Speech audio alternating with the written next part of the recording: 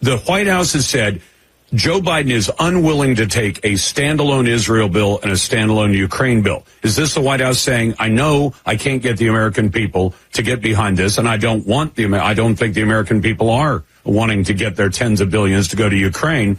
But at the very least, Joe Biden could say, well, let's have a vote on each one and see which one is supported by the people's representatives. The fact that he's not willing to do that, he's admitting the American people don't want the funding of Ukraine, and they certainly don't want it tied in to the funding of what's going on in Israel, right?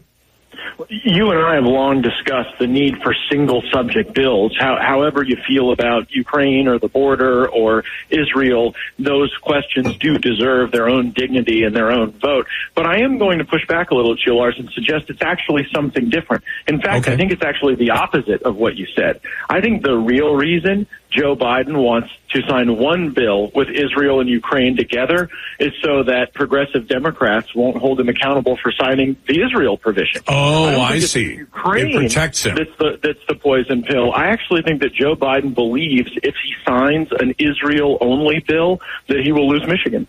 Yeah, because he's got all the Muslims in Dearborn who are saying, we won't vote for you, and he's more concerned about that than keeping the rest of his party or the rest of America happy? I worry that that is indeed the case, and I am sympathetic to the plight of Israel. They're our ally in a pretty dangerous neighborhood. I don't think that it makes us stronger to borrow money from China to give it to Israel. How about this, Lars? The $20 billion that Israel's asking for is about our contribution to the UN. How about we defund the UN, which actually participated in the attack on Israel, and then use that to ensure that Hamas is defeated and Iran is deterred?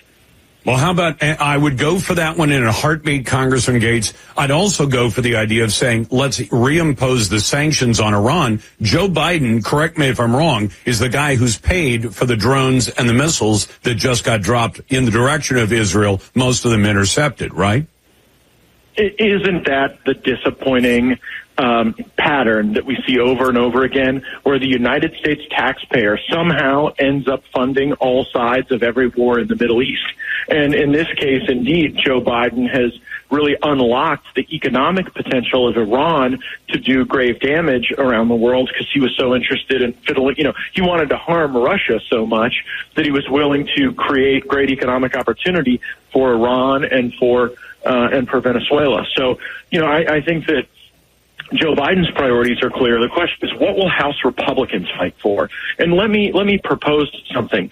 I don't think we should even send a Mother's Day resolution over to the Senate unless it has included in it a requirement that only U.S. citizens vote in U.S. elections. Right now, you just saw the court strike down Maricopa County's efforts to try to have election integrity and not let all these illegals vote, because they say it's a question only Congress can address.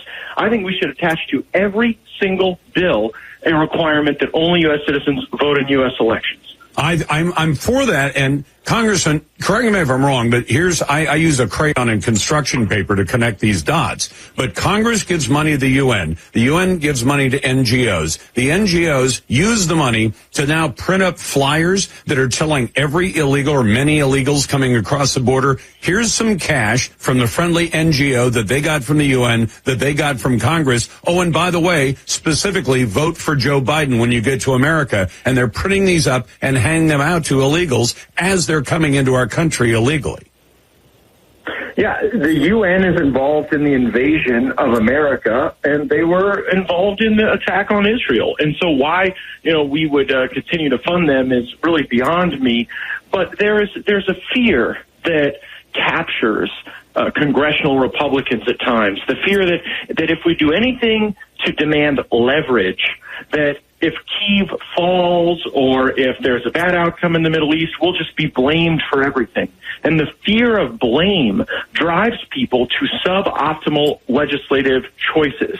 And what I am trying to instill is some sense of courage, that the hill to die on is not the border in Ukraine, and frankly, it's not even the border in Israel. It's the border in America. We are Americans.